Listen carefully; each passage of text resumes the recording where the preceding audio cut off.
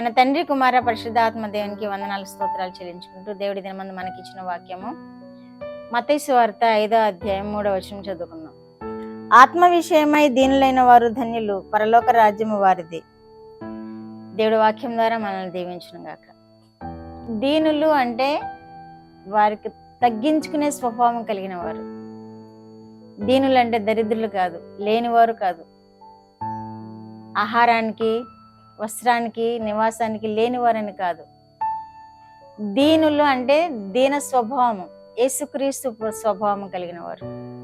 యేసుక్రీస్తు కూడా అంతే కదా. ఆయన దేవుడయ్యుండి ఆ మహాభాగ్యాన్ని విడిచిపెట్టుకోవడాన్ని భాగ్యం అని ఎంచుకొని లేదు, కానీ దాసుని స్వరూపం ధరించుకొని తను తాను రిక్తునిగా చేసుకొని ఈ లోకమునకు వచ్చిన రీతిగానే అది దీన స్వభావం అంటే. ఆయన వెంబడించే వారు కూడా అలాంటి స్వభావం కలిగిన వారు, తగ్గించుకునే స్వభావం కలిగిన వారిని. కనుక మనము యేసుక్రీస్తు స్వభావం ధరించుకున్నప్పుడు దీన మనసు కలిగిన వారంగా ఉంటాం. యేసుక్రీస్తు వలె మనల్ని మనం తగ్గించుకున్నప్పుడు యేసుక్రీస్తు మనలో మహిమపరచబడతారు, మనల్ని ధన్యులను చేస్తారు. ఆత్మవిషయమై దీనులైన వారు ధన్యులు, పరలోక రాజ్యం వారిది.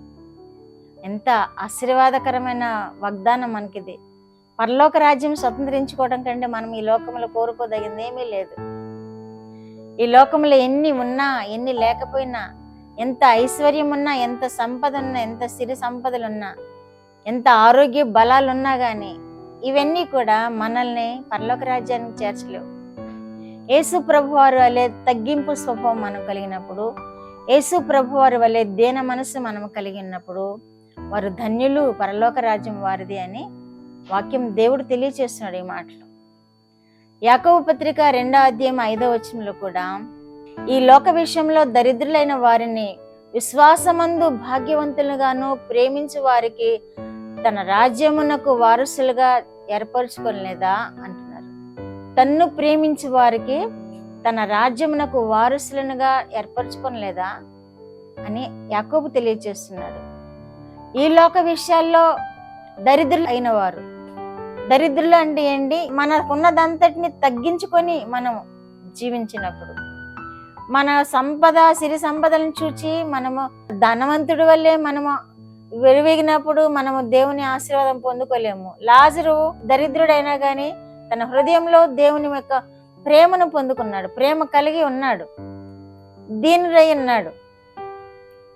అందుకే తనకి పరలోక రాజ్యం వచ్చింది. ఈ లోక సంబంధమైన ఐశ్వర్యాలు కలిగి ఉన్నవాడు నరకం పోయలేడు. ఈ లోక సంబంధమైన ఐశ్వర్యం ఉండవచ్చు, కానీ మన హృదయము దీన మనసు కలిగి ఉండాలి.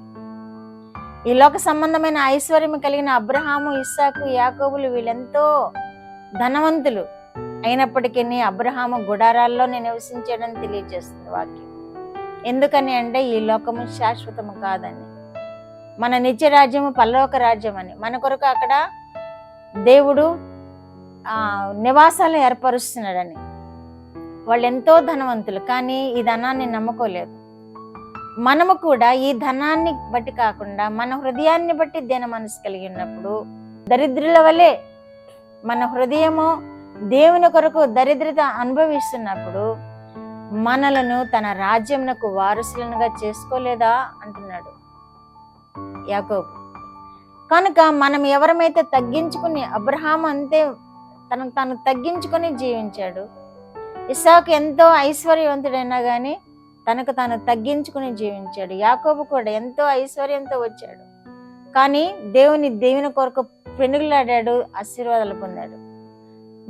మన హృదయంలో అతిశయపడకుండా, మన హృదయంలో హెచ్చించుకోకుండా, మన హృదయంలో గర్వం అనేది లేకుండా, మనకున్న స్థితిని బట్టి దేవునికి మన హృదయాన్ని సమర్పించుకొని దేవుని యొక్క ఆశీర్వాదాల కొరకు మనం ఎదురు చూచినప్పుడు పరలోక రాజ్యం మనకిస్తాడు దేవుడు. మన హృదయము దీన మనసు కలిగి ఉండినప్పుడు పరలోక రాజ్యం ఇస్తాడు దేవుడు. అట్టి కృప మనం అందరము పొందుకుందాము గాక. ప్రార్థన. మా దేవా, మా ప్రియ పరలోక ప్రభువా, మీ పరిశుద్ధ పాదములకు వందనాలు, స్తోత్రాలు. ఇచ్చిన వాక్యం కొరకు స్తోత్రములు ప్రభువా.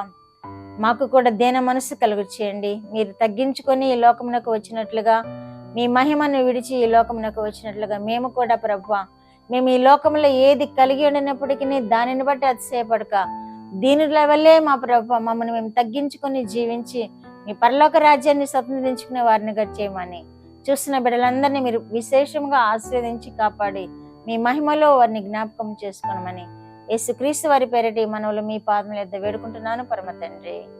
ఆమేన్.